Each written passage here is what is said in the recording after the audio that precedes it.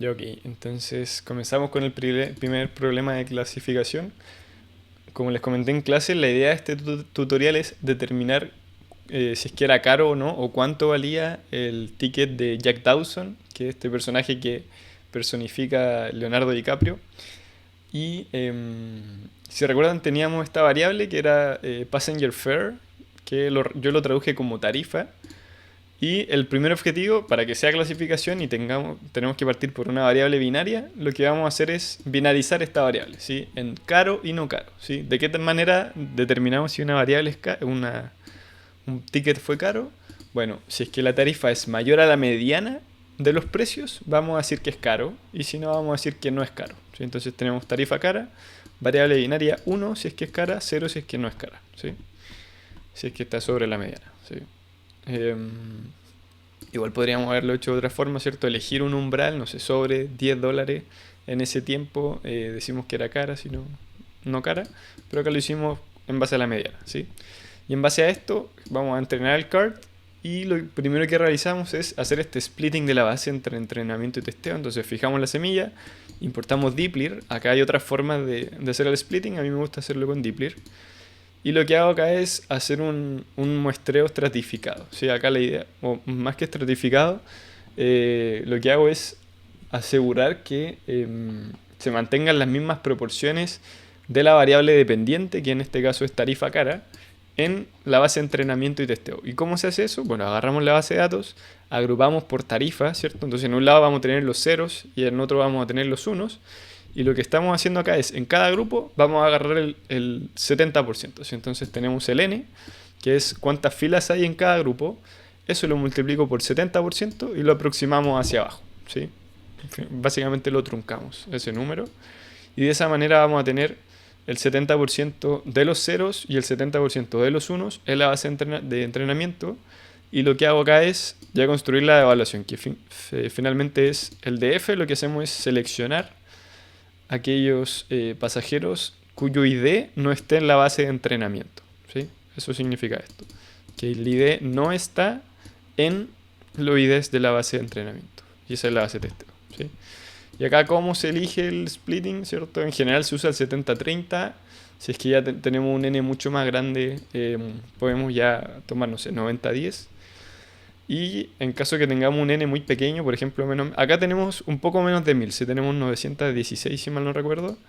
Entonces podríamos haber tomado un número distinto. O sea, acá lo que recomiendan en esta fuente es utilizar prácticamente todo. Así, cuando tenemos un n pequeño, dado que cada variable es tan importante, tomamos un n, no sé, más del 90% o el 100%. Pero acá lo que hice fue tomar 70-30 para tener esta base de evaluación. Sí, como les comentaba, cuando ya el n es más grande, tenemos más flexibilidad. Sí, podremos elegir también 90-10% y no haber problema. ¿Sí? Ok, sigamos. Entonces vamos a entrenar el cart. Definimos la variable dependiente, que es tarifa cara. Las variables independientes, que son estas de acá. Y acá hacemos un truquito que tengo yo que sirve para escribir una fórmula. Así que acá la fórmula se pone igual que cuando tenemos una regresión lineal, ¿cierto? Cuando hacemos una regresión lineal hacemos y colito de chancho x1 más x2, por ejemplo. Data igual a df. Esto entre comillas. Bueno, se hace lo mismo acá, ¿sí? Entonces, lo que yo hago es definir esta fórmula, ¿cierto? Que era esta de acá. Perdón. Y en base a eso, la fórmula se ingresa acá en rpart. ¿Sí? Rpart es por Recursive Partitioning, que es uno de los nombres que tienen los carts. Pero acá les quiero mostrar este truco, ¿sí? Que les puede servir ya en otras aplicaciones. ¿Para qué sirve esto? Bueno, lo que estamos haciendo, primero enfoquémonos en este término, ¿sí?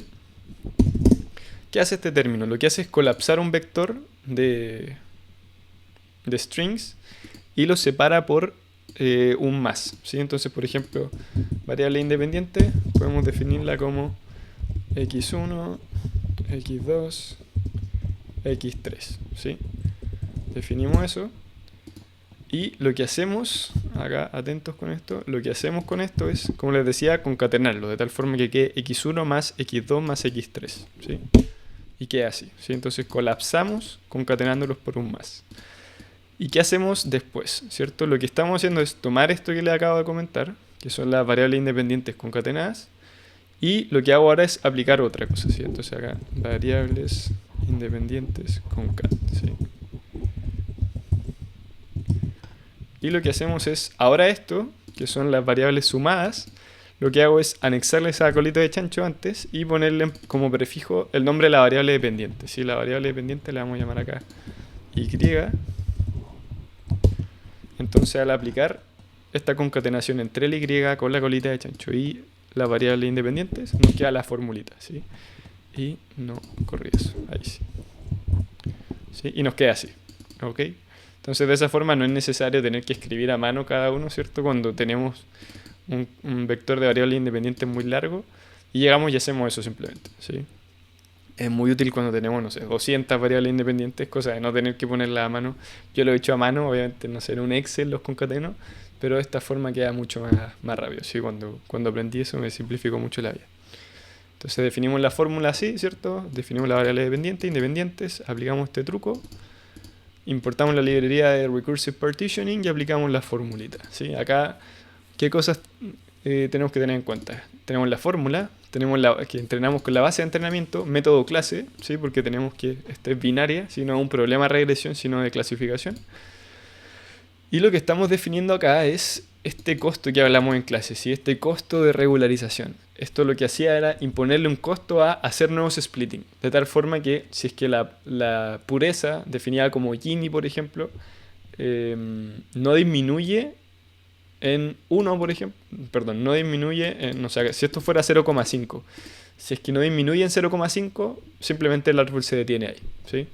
Pero al ponerle un costo negativo, lo que estamos haciendo, entre comillas, es fomentar que el árbol siga creciendo hasta el final, ¿sí?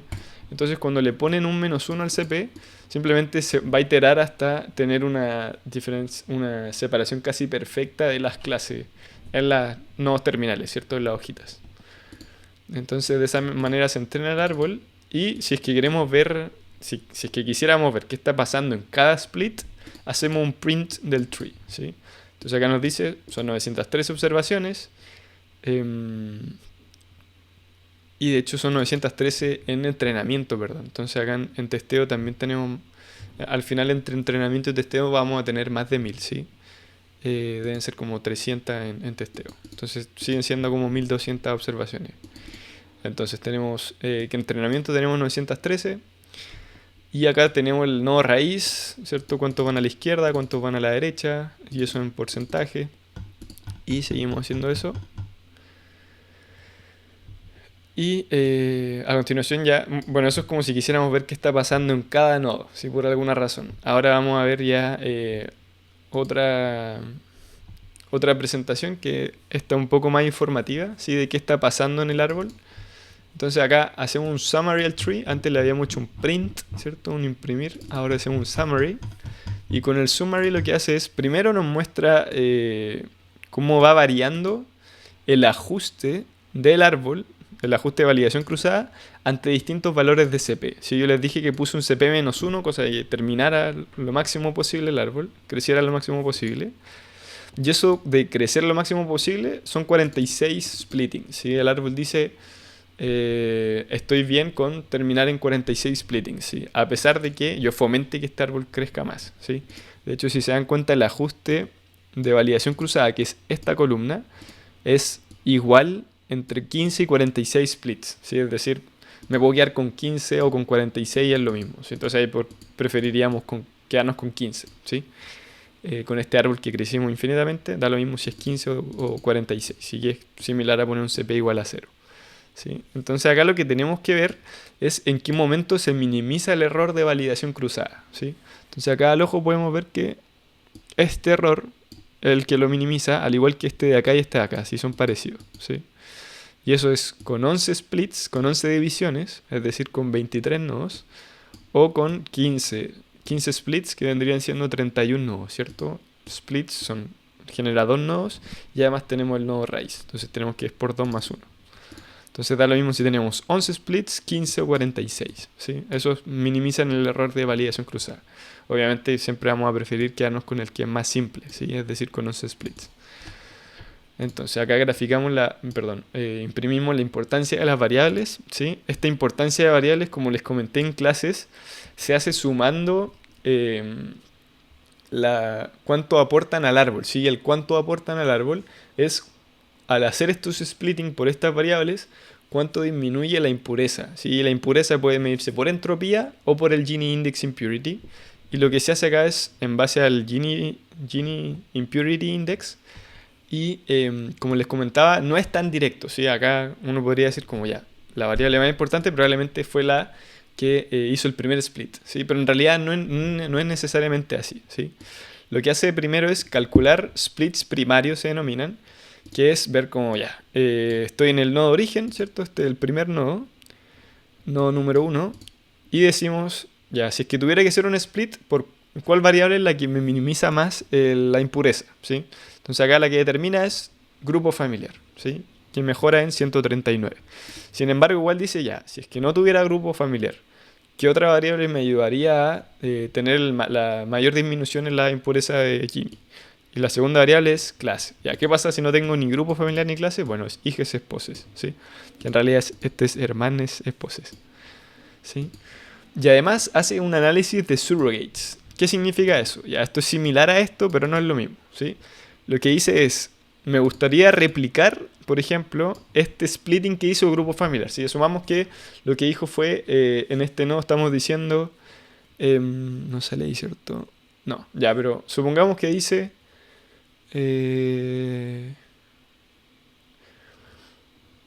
supongamos que dice que se pregunta, ¿es singular, ¿cierto? Vino esta persona sola y supongamos que en base a eso hizo el split, ¿sí? Entonces, lo que estamos haciendo en los surrogates es tratar de replicar esa separación, ¿sí? Entonces acá lo que hizo cuando hizo esto fue dejar, no sé, 20 familias a la izquierda, a la derecha y 80 a la izquierda, ¿sí? Es decir, que dejó 80 personas que fueron solas en el barco a la izquierda y 20 a la derecha, ¿sí?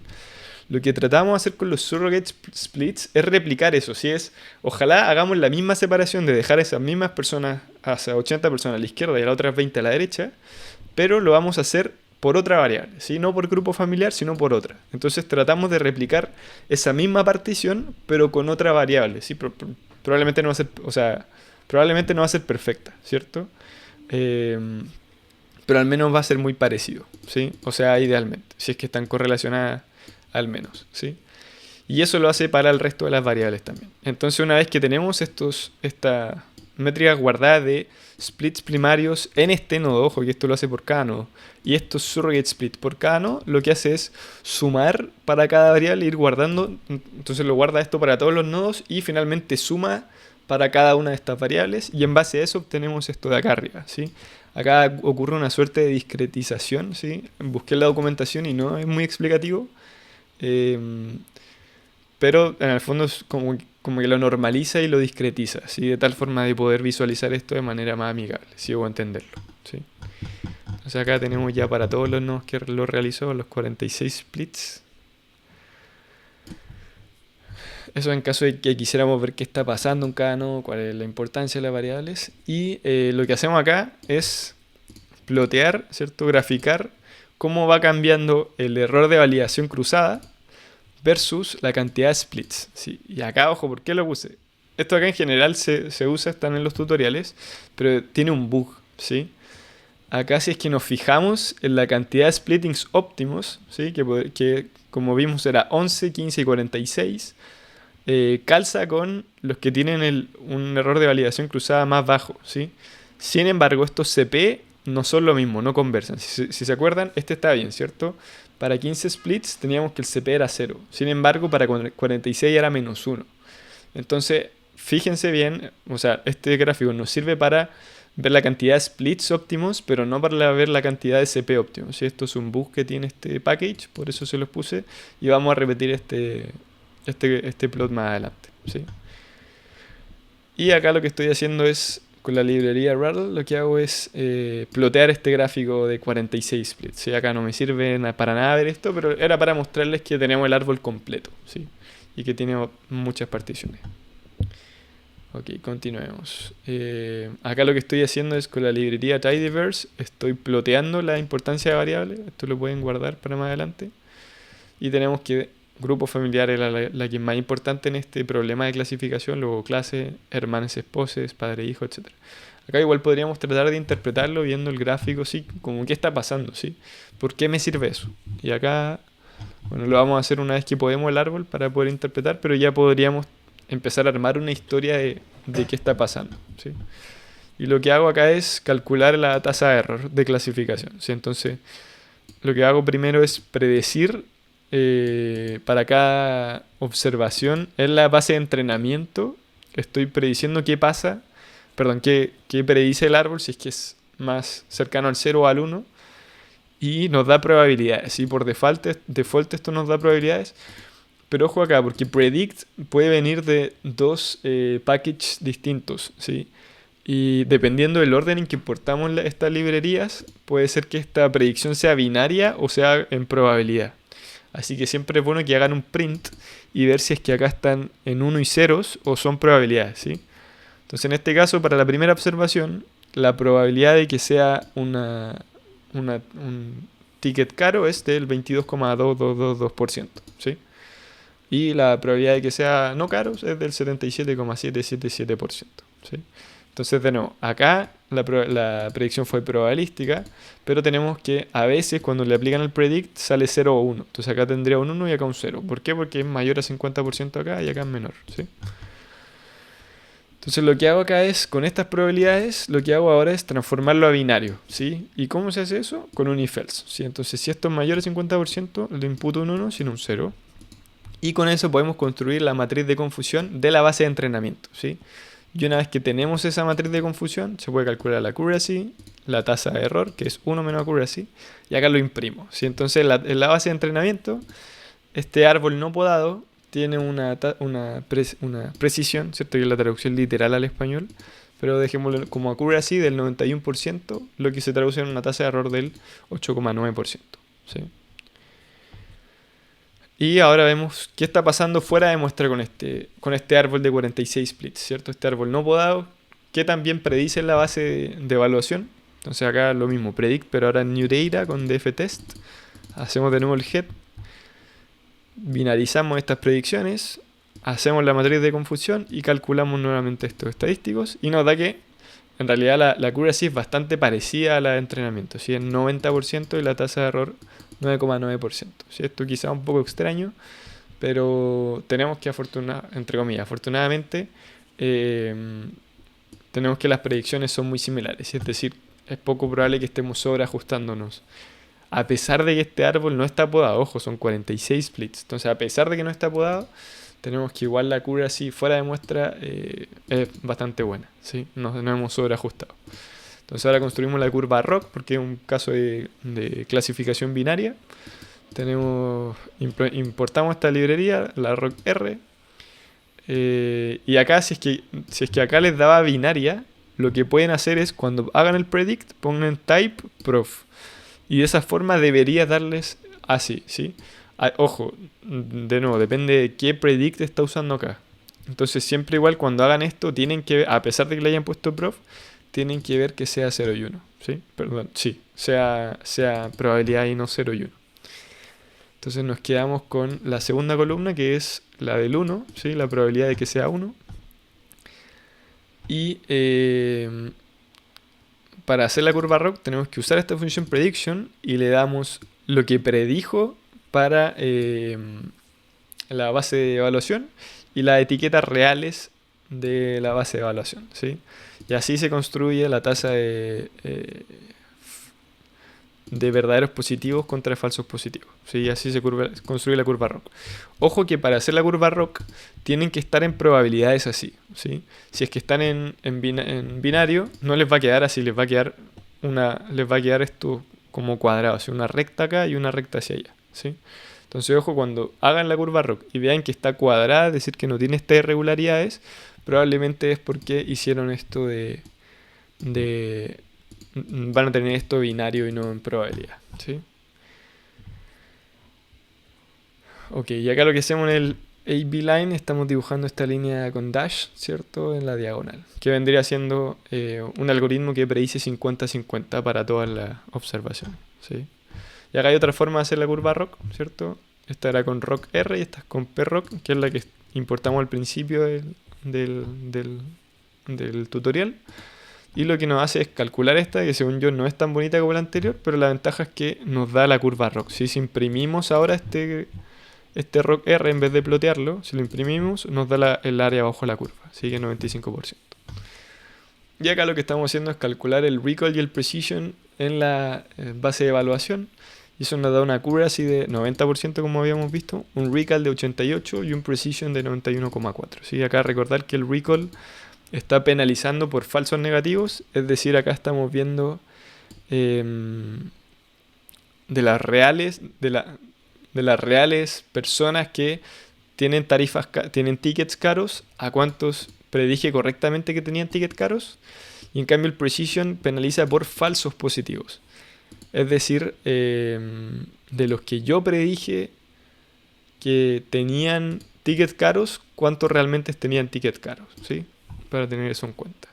¿Cómo calificaría el árbol? Bueno, acá le puse que es bastante aceptable, ¿sí? Considerando que tienen una accuracy de 90%, ¿sí? Y un recall y un precision sobre 85%. Acá obviamente depende, acá no hemos visto cuánto era el balance, ¿sí? Pero acá era probablemente mitad y mitad, ¿cierto? Como que agarré sobre la mediana y bajo la mediana, era 50 y 50 el balance de nuestra variable dependiente. Entonces decimos que, como es bastante mejor a 50%, decimos que es más o menos aceptable. Si acá igual no tenemos un benchmark, no tenemos otro algoritmo que haga lo mismo, ¿sí? En general eso es lo que se hace, ¿sí? Si es que predecimos mejor o no que lo que está haciendo ahora el estado del arte, ¿sí? Y lo que hacemos ahora es podar el cart y básicamente teníamos este árbol no podado, ¿sí? Acá lo que hice fue repetir el código que teníamos arriba con el cp-1 y le llamamos árbol no podado, ¿cierto? Replico este grafiquito que nos da lo mismo que habíamos hecho antes.